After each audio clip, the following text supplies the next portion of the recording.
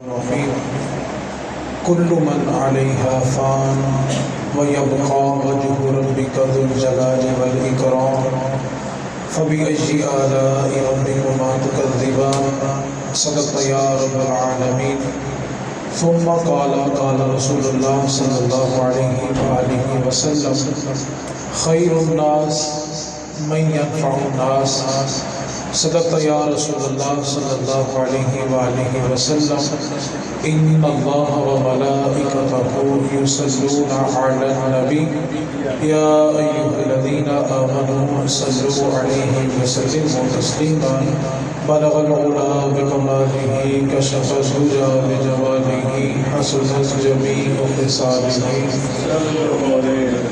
بلغ العلا بکمالہ کشف الدجی بجمالہ حسنت جمیع خصالہ۔ اللہ رب العزت نے قرآن مجید میں ارشاد فرمایا کل من علیہا فان، ہر چیز فنا ہو جائے گی، وَيَبْقَى وَجْهُ رَبِّكَ ذُو الْجَلَالِ وَالْإِكْرَامِ، اور صرف رب ذوالجلال کی ذات باقی رہے گی۔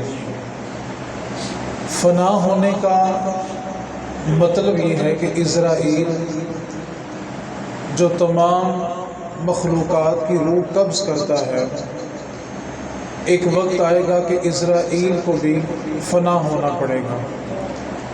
اس وقت صرف اور صرف اللہ رب العزت کی ذات باقی ہوگی۔ دوسرے مقام پر اللہ رب العزت نے ارشاد فرمایا وَيُطْعِمُونَ الطَّعَامَ، جو بھوکے لوگوں کو کھانا کھلاتے ہیں۔ جب وہ کسی کو کھانا پیش کرتے ہیں تو ان کا مطلب یہ ہوتا ہے کہ آپ نے ہمارا شکریہ بھی ادا نہیں کرنا، تو ان سے پوچھا جاتا ہے کہ آپ اتنا کھانا کیوں کھلا رہے ہیں؟ تو وہ جواباً کہتے ہیں کہ ہم نے یہ کھانا صرف اور صرف اس لیے کھلایا ہے کہ قیامت والے دن جب بہت زیادہ سختی ہوگی، دن بہت بڑا ہوگا اور اللہ تعالیٰ کی پکڑ بڑی سخت ہوگی، ہم صرف اور صرف اس دن سے بچنے کے لیے کھانا کھلا رہے ہیں۔ تو اللہ رب العزت ارشاد فرماتا ہے کہ جو لوگوں کو صرف اور صرف اس لیے کھانا کھلا رہے ہیں، اللہ تعالیٰ اس کے صدقے ان کو قیامت کی سختیوں سے محفوظ فرمائے گا، کہ انہوں نے لوگوں کی مدد صرف اس لیے کی تھی کہ یہ قیامت کی سختیوں سے بچ سکے۔ تو اللہ رب العزت ان کو اس عمل پر یہ اجر دے گا کہ یہ قیامت کی سختیوں سے محفوظ رہیں گے۔ اس وقت ملک پاکستان اور ملک پاکستان کے جو ارد گرد ممالک ہیں وہ ایک خدائی عذاب میں مبتلا ہیں۔ ایک ہوتا ہے عذاب، ایک ہوتی ہے آزمائش۔ دونوں میں بنیادی طور پہ ایک چیز کا فرق ہے۔ سوال یہ پیدا ہوتا ہے کہ ہمیں کیسے پتہ چلے گا کہ جو مصیبت ہم تک پہنچی ہے وہ اللہ تعالیٰ کا عذاب ہے یا اس کی طرف سے آزمائش ہے؟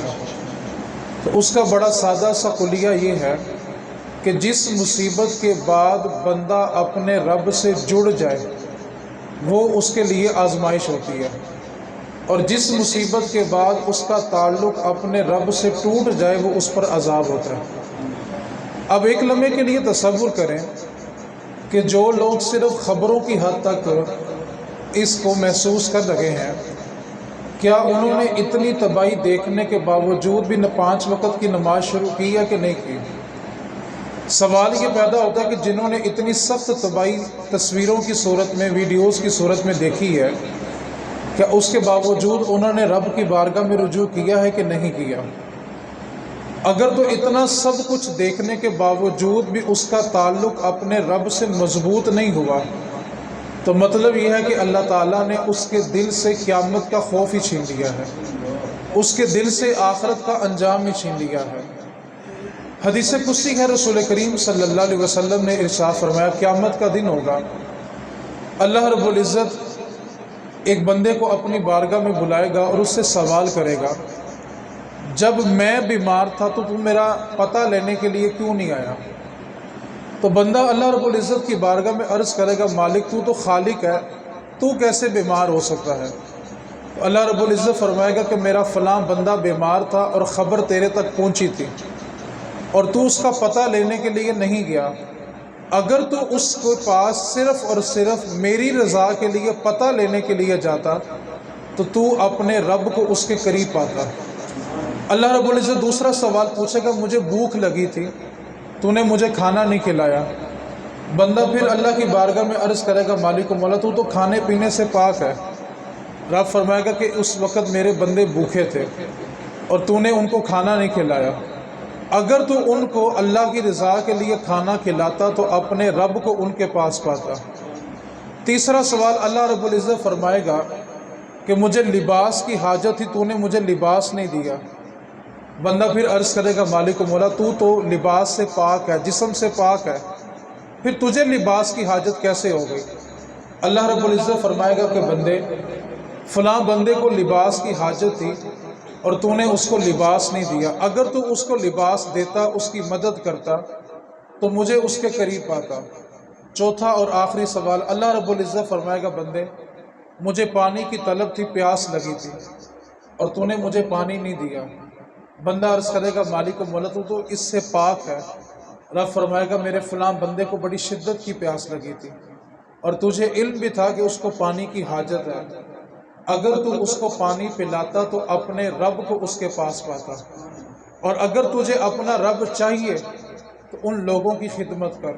یہ پہلا سبق تھا کتاب خدا کا، یہ پہلا سبق تھا کتاب خدا کا کہ ہے ساری مخلوق کنبہ خدا کا، وہی دوست ہے خالق دو جہاں کا، وہی دوست ہے خالق دو جہاں کا، ہے جس کا رشتہ مخلوق سے وفا کا۔ جو مخلوق کے ساتھ وفا کرتا ہے اللہ رب العزت اس کو اپنا قرب عطا فرماتا ہے۔ حضرت واصف علی واصف رحمۃ اللہ علیہ فرمایا کرتے تھے، اللہ تعالیٰ نے بندے کو اپنے قریب ہونے کے جتنے رستے بتائے ہیں، نماز کے بعد سب کے سب رستے اللہ کے بندوں کو کھانا کھلانے میں ہیں۔ اگر کوئی شخص یہ چاہتا ہے کہ وہ اپنے رب کا قرب حاصل کرے تو وہ ان لوگوں کو کھانا کھلائے جن کو کھانے کی حاجت ہے۔ اس وقت ہمارا ملک پاکستان جس صورتحال سے دوچار ہے، ایک لمحے کے لیے اگر ہم اس کو تصور کرنا چاہیں، ہم میں سے جتنے احباب یہاں پر بیٹھے ہوئے ہیں سب کو اس بات کا علم ہے کہ ہم نے اپنے اپنے گھر جا کر اپنے اپنے بستر پہ سونا ہے، ہم سب نے اپنے اپنے گھر جا کر اپنے گھروں میں سونا ہے۔ ایک لمحے کے لیے تصور کریں جن کے پاس رہنے کے لیے چھت بھی نہیں بچی۔ آپ اس بوڑھے باپ کا درد بھی محسوس کریں جس نے تنکا تنکا کر کے بیٹی کا جہیز بنایا تھا، اور جب اس کی آنکھوں کے سامنے اس کی بیٹی کا جہیز پانی پہ بہتا ہوگا، سوچو اس غریب باپ پہ کیا گزرتی ہوگی، جس کی بیٹیوں کی سفیدی بالوں میں اتر آئی ہے اور اس نے بیٹی کو رخصت کرنے کے لیے تنکا تنکا محنت کر کے اتنا کچھ جوڑا تھا، جب وہ اس کے ہاتھوں سے بچھڑتا ہوگا اس بڑے باپ کے آنسو کون سمجھے گا؟ جس ماں کی گود سے اس کے معصوم بچے پانی میں پڑے پڑے پھول گئے ہیں اور اس ماں میں اتنی سخت نہیں ہے کہ وہ آگے بڑھ کے اپنے بچے کو سنبھال لے۔ ہم کیا سمجھتے ہیں کہ یہ عذاب ہمیشہ وہیں تک محدود رہیں گے؟ نبی پاک صلی اللہ علیہ وسلم نے ارشاد فرمایا کہ موسیٰ علیہ السلام نے اللہ کی بارگاہ میں عرض کیا، اے مالک تو اپنے بندے سے راضی کب ہوتا ہے اور ناراض کب ہوتا ہے؟ ہمیں کیسے پتہ چلے گا کہ ہمارا رب ہم سے راضی ہے کہ ہمارا رب ہم سے ناراض ہے؟ اللہ رب العزت نے ارشاد فرمایا، موسیٰ جب میں موسم کے مطابق بارشیں نازل کروں تو سمجھ لینا کہ تمہارا رب تم سے راضی ہے، اور جب بارشیں بے موسمی ہو جائیں اور بارشیں رحمت نہ رہیں تو سمجھ لینا کہ تمہارا رب تم سے ناراض ہو گیا ہے۔ آج جو ہمارے اوپر سیلاب کی صورت میں، زلزلوں کی صورت میں عذاب آتے ہیں، ایک زلزلہ ایسا بھی آئے گا کہ اذا زلزلت الارض زلزالہا، زمین اپنا سارا بوجھ باہر پھینک دے گی، قبر اپنے مردوں کو باہر پھینک دے گی، سمندر کی تہہ میں جتنے خزانے ہوں گے سمندر ان خزانوں کو اگل دے گا، آسمان پھٹ جائے گا، زمین پھٹ جائے گی اور کوئی چیز سلامت نہیں رہے گی۔ ہم یہ تصور کرتے ہیں کہ ہر بار جب یہ عذاب آتے ہیں تو فلاں شہر میں فلاں علاقوں میں آتے ہیں۔ ایک بات کو یاد رکھیں، وہ زمانہ بھی آنے والا ہے جب اس عذاب سے کوئی بچ نہیں سکے گا۔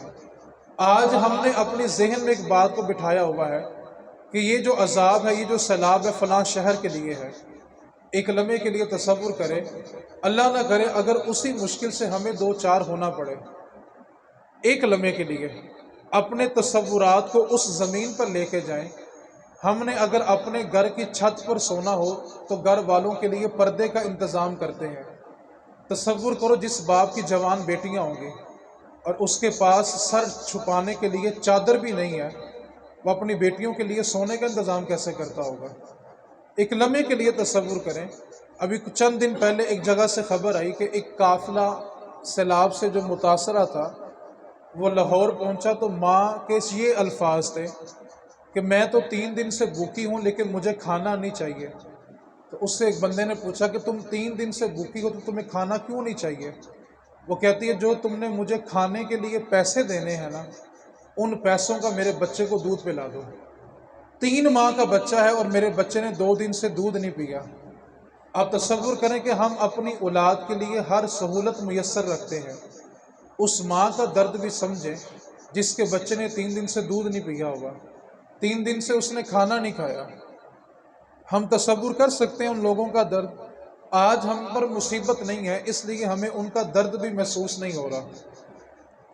نبی پاک صلی اللہ علیہ وسلم نے امت کی تربیت کرتے ہوئے ارشاد فرمایا، جو شخص دنیا میں کسی کی ایک مصیبت دور کرے گا، اللہ رب العزت قیامت والے دن اس بندے کی سب سے بڑی مصیبت کو دور فرمائے گا۔ اب بندے کو قیامت والے دن سب سے بڑی مصیبت کیا ہوگی کہ کسی طرح بھی اس کا نامہ اعمال اس کے دائیں ہاتھ میں آ جائے۔ تو نبی پاک صلی اللہ علیہ وسلم نے دوسرے مقام پر فرمایا، جب تک بندہ اپنے بھائی کی مدد میں لگا رہتا ہے اللہ کی رحمت اس کی مدد میں لگی رہتی ہے۔ ہم میں سے ہر شخص بھلا کیا سوچتا ہے، فلاں بندہ میرا کام کر دے تو میری زندگی سکون میں آ جائے گی۔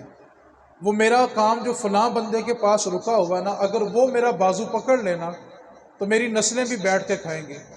آپ اس حدیث کی گہرائی میں اتر کے دیکھیں، اللہ تعالیٰ فرما رہا ہے کہ جو میرے بندے کا کام کرتا ہے میں رب ہو کے اس کا کام کرتا ہوں۔ آپ بندوں کے منتظر ہیں کہ بندے آپ کا بازو پکڑیں، یہاں اللہ کی رحمت کہہ رہی ہے کہ تو میرے بندوں کی مدد کر، میں تیری مدد کروں گا۔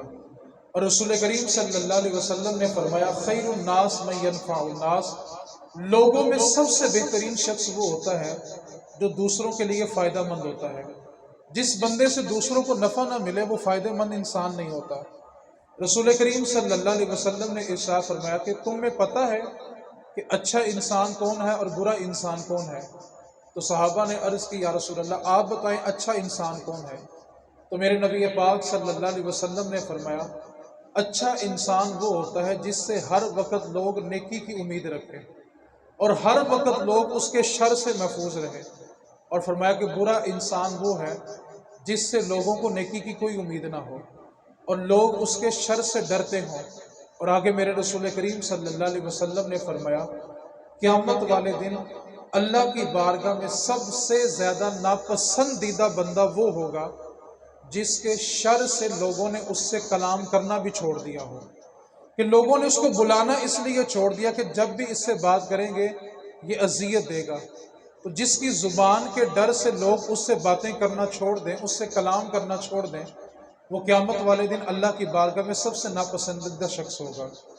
گفتگو کا بالکل آخری حصہ ہے اور جو میں گزارش کرنا چاہتا ہوں، اس وقت مسلمان جس حالت میں ہیں، آپ اپنی طاقت کے مطابق چاہے 1 روپیہ ان تک ضرور پہنچائیں۔ اب انسان یہ سمجھتا ہے کہ ہم ان کی کیسے مدد کر سکتے ہیں۔ میرا اس میں ذاتی نقطہ نظر یہ ہے کہ جو تنظیمیں پہلے سے میدان میں اتری ہوئی ہیں اور ان لوگوں کی مدد کر رہی ہیں، آپ ان کے دستے بازو بنیں۔ آپ کا کسی نہ کسی تنظیم پر ضرور اعتماد ہوگا، آپ کے اپنے اختلافات ہوں گے، اپنے نظریات ہوں گے۔ الحمدللہ دعوت اسلامی والے اچھا کام کر رہے ہیں، تحریک لبیک والے اچھا کام کر رہے ہیں، منہاج القرآن والے اچھا کام کر رہے ہیں، الخدمت فاؤنڈیشن جو جماعت اسلامی کی ہے۔ نظریاتی اختلاف ہر جگہ ہے، لیکن جو بندہ کام کرے اس کے کام کی تعریف کرنی چاہیے، اس میں اندر کنجوسی نہیں کرنی چاہیے۔ جس تنظیم کے اوپر آپ کا اعتماد ہے، جس تنظیم کو آپ اچھا سمجھتے ہیں، جہاں جہاں اس کے کیمپ لگے ہوئے ہیں، اگر آپ کے پاس ایک چادر بھی اضافی ہے نا، تو وہ ان کیمپوں تک پہنچائیں، تاکہ وہ ان لوگوں تک پہنچائیں جن کے پاس اس وقت اوپر اوڑھنے کے لیے ایک چادر بھی نہیں ہے۔ آپ تصور کریں کہ جنہوں نے سارا سال اپنی فصل تیار کی تھی، اور جب فصل کاٹنے کا موقع آیا اور ان کے پلے کچھ نہ رہا، اللہ رب العزت نے سورہ بقرہ میں فرمایا ہے کہ تم اللہ کی نشانیوں کو کیا سمجھتے ہو؟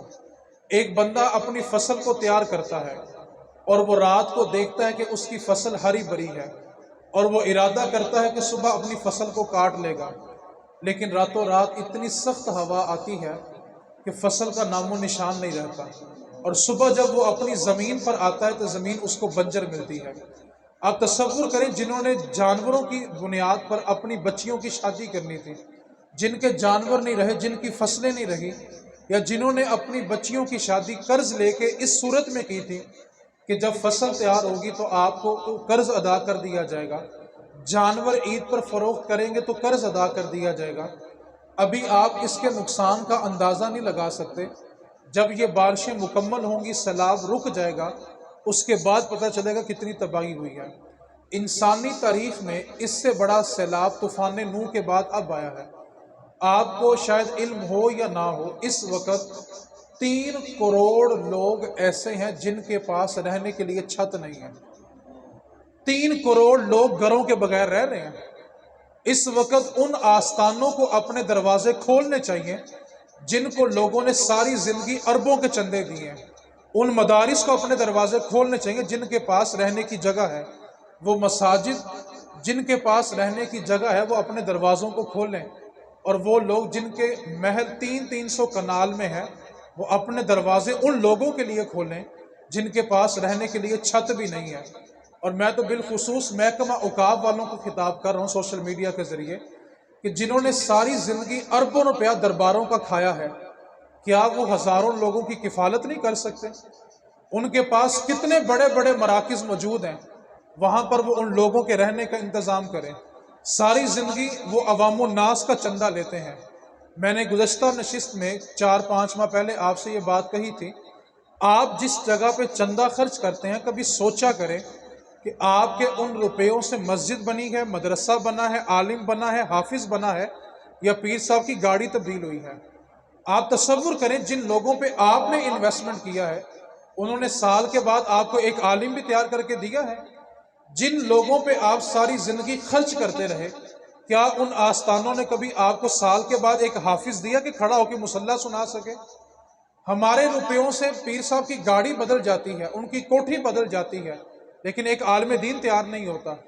تو اس وقت جنہوں نے ساری زندگی لوگوں کا چندہ کھایا ہے، ان کو چاہیے کہ وہ اپنے آستانوں کے دروازے کھولیں۔ اتنے وسیع وسیع جو دربار تھے وہ ان کی عیاشیوں کے لیے نہیں بنائے گئے، وہ امت مصطفیٰ کے لیے سایہ بان بنایا گیا ہے کہ امت مصطفیٰ جس وقت درد میں ہے ان کے لیے دروازے کھولے جائیں۔ اس وقت محکمہ اوقاف کی یہ بنیادی ذمہ داری بنتی ہے کہ وہ ان لوگوں کے لیے رہنے کا انتظام کرے۔ اور میں تو آج کل اس بات پہ پریشان ہوں، وہ لوگ جو ٹی وی کے اوپر آ کے 5 تولہ 10 تولہ لوگوں کو ایک ایک سوال پہ انعام میں دے رہے تھے، بڑی بڑی گاڑیاں وہ انعام میں دے رہے تھے، آج ان کی طرف سے کوئی اعلان نہیں ہے کہ ہم اتنے گھر بنا کے دیتے ہیں۔ اور بالخصوص اگر میری آواز ان لوگوں تک بھی پہنچے جو سوشل میڈیا کو استعمال بھی کرتے ہیں اور بڑی بڑی اسکیموں کے مالک ہیں، وہ اگر کسی کو بلاول ہاؤس بنا کے دے سکتے ہیں نا، تو کم از کم حضور کی امت کے لیے 100 گھر بھی بنا سکتے ہیں۔ اگر وہ بڑے بڑے جگہوں کے اوپر قبضہ کر کے اپنی سیاست اور اپنی دولت چمکا سکتے ہیں تو وہ حضور کی غریب امت کا خیال بھی کر سکتے ہیں۔ اس وقت ہمارے سے جو ہو سکتا ہے وہ ہم یہ کر سکتے ہیں کہ جو تنظیمیں اس وقت میدان عمل میں ہیں ان کا دستے بازو بنے۔ آپ کے پاس اگر ایک تقیہ بھی اضافی ہے نا تو آپ اس کیمپ میں ضرور جمع کروائیں جس تنظیم کے اوپر آپ کا اعتماد ہے۔ دعوت اسلامی میدان عمل میں ہے، انوار مدینہ والے کا قافلہ جانے والا ہے، تحریک لبیک اچھا کام کر رہی ہے، مناج القرآن اچھا کام کر رہی ہے، سیلانی والے بہت اچھا کام کر رہے ہیں، الخدمت فاؤنڈیشن جو سراج الحق کی ہے اچھا کام کر رہی ہے۔ جس تنظیم پر آپ کا اعتماد ہے آپ اس کا دستے بازو بنے، اس سوچ کے ساتھ کہ آج میں کسی کی بیٹی کے لیے چادر بیچوں گا تو تو اللہ تعالیٰ میری بیٹیوں کو سیدہ فاطمہ کے چادر کا سایہ عطا فرمائے گا۔ آپ کسی کے دستے بازو بنے، کرو مہربانی تم اہل زمین پر، خدا مہربان ہوگا عرش بری پر۔ اس وقت امت جس حالت سے گزر رہی ہے، ہم سب کا یہ فریضہ بنتا ہے کہ ہم ان کی مدد کریں۔ اور ایک بات کو یاد رکھیں، یہ سیلاب صرف ان علاقوں تک نہیں رکے گا۔ آپ سب خبروں سے باواقف ہیں کہ وہ سیلاب چلتا چلتا اس وقت جنوبی پنجاب کی طرف بڑھ رہا ہے، اور لوگ طرح طرح کے خدشات ظاہر کر رہے ہیں۔ اللہ رب العزت کی بارگاہ میں دعا کریں کہ اللہ تعالیٰ ہم سب کو اپنے حفظ و ایمان میں رکھے۔ آپ ایک لمحے کے لیے تصور کریں، جس کی گود سے اس کا معصوم بچہ پانی میں بہہ گیا اور ماں چیخو پکار کرتی ہوگی کہ میرے بچے کو بچاؤ، کیا ہم ان کا درد محسوس کر سکتے ہیں؟ جس کا بھائی اس کے بھائی کے ہاتھ سے چھوٹ گیا ہو، باپ کے ہاتھ سے بیٹا چھوٹ کے بہہ گیا ہو، تصور کر سکتے ہیں کہ اس کے ساری زندگی سکون کی نیند سو سکے گا؟ جب یہ سیلاب آتا ہے اور درخت گرتے ہیں نا، تو جرا درخت ٹوٹتا ہے نا، تو وہ ایک اتنی نکیلی نوک بن جاتی ہے کہ جب سیلاب میں بہتا ہوا بندہ آ کے اس درخت کی نکیلی نوک کو لگتا ہے نا، تو اس کا سینہ دو حصوں میں تقسیم ہو جاتا ہے۔ اتنا سخت طوفان ہے۔ اس واسطے اس وقت ہماری ضرورت ان لوگوں کو ہی ہے جن کے پاس رہنے کے لیے چھت نہیں ہے۔ اس لیے آپ سے اگر 10 روپے بھی ہو سکتے ہیں تو جس تنظیم پر آپ کو اعتماد ہے، آپ اس کا دستے بازو بنے۔ جگہ جگہ کیمپ لگے ہوئے ہیں، ان کے جا کے امداد کریں۔ اللہ رب العزت کی بارگاہ میں دعا کریں، اللہ تعالیٰ ہم سب کو صحیح معنوں کے اندر دین مصطفیٰ سمجھ کر عمل کی توفیق عطا فرمائے۔ آخری حدیث پاک اور اس کو سبق کے طور پہ یاد کریں۔ میرے نبی پاک صلی اللہ علیہ وسلم نے ارشاد فرمایا، اللہ تعالیٰ جب کسی کو کوئی نعمت دیتا ہے اور اس نعمت میں ان لوگوں کا بھی حق ہوتا ہے جن کے پاس وہ نعمت نہیں ہوتی، اور جب تک بندے وہ نعمت ان پہ خرچ کرتے رہتے ہیں، اللہ تعالیٰ وہ نعمت اسی بندے کے پاس رکھتا ہے، اور جب بندہ اس کا حق دینا روک لیتا ہے تو اللہ تعالیٰ اس سے نعمت کو بھی چھین لیتا ہے۔ پھر اللہ چھین کر وہ نعمت اس بندے کو دیتا ہے جو دوسرے لوگوں پہ خرچ کرتا ہے۔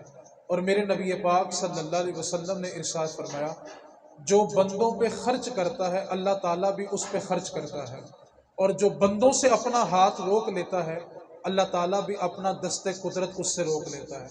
اس واسطے اگر جو نعمتیں آپ کے پاس میسر ہیں، آپ کی زیادہ طاقت نہیں بھی ہے، ایک چادر، ایک تکیہ، ایک دودھ کا ڈبہ، اس سوچ کے ساتھ دیں کہ یہ ان تک پہنچے جو اس وقت ہمارے منتظر ہیں۔